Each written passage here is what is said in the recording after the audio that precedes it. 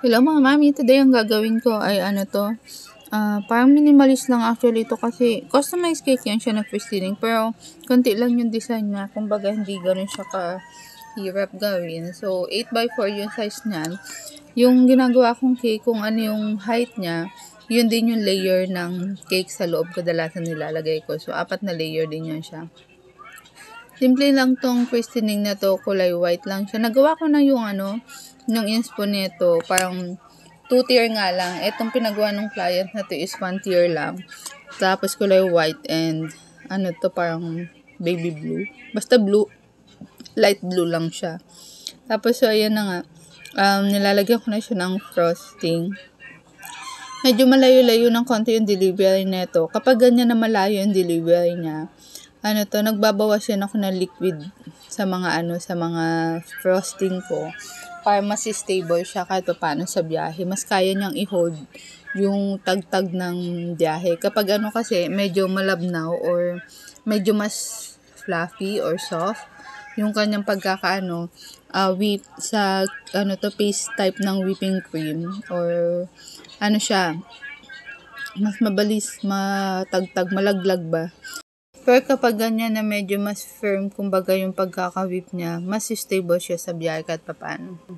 So yan, ganyan lang yung design niya. Tapos lalagyan mo na siya ng, ito yung draggies niya na yan, kulay gold. Parang cross sign, crucifix ba, basta ganyan. Tapos, yung sa gilid niyan, mga balls na kulay white. At saka, kulay light blue and blue. Basta mga ganun-ganun lang siya. Non-edible yung mga blue na yan, pero mixed with edible yung topper na bilog-bilog ko. Ayan, chocolate cake, choco ball, yung ginawa ko na isang white na yan. Tapos, nilagyan ko din siya nung chocolate na yan na ball. May nabibili niyan sa mga baking store, tapos may balot na yan siya iba't iba.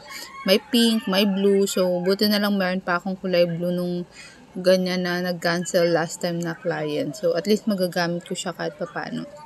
Ayan nga, may toothpick yan siya na support. Tapos yung mga chocolate ball na yan, bali yun siya, tawag nito, binalutan ko muna yan siya ng dark chocolate bago ko nilagyan ng white chocolate na medyo morning ko na nga ginawa yan bago i-deliver, kaya nagmamadali na naman ako. So, ganyan yan lang yung design niya.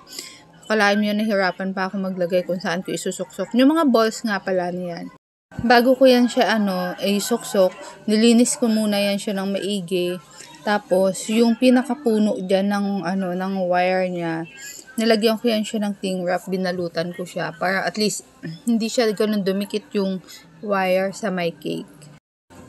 Tapos, yung topper niya na name, ako lang yung gumawa na niyan. Ako na yung nag-cut out na mabilis lang naman. So, yun lang mga mamis. Salamat. Paalam. Ciao!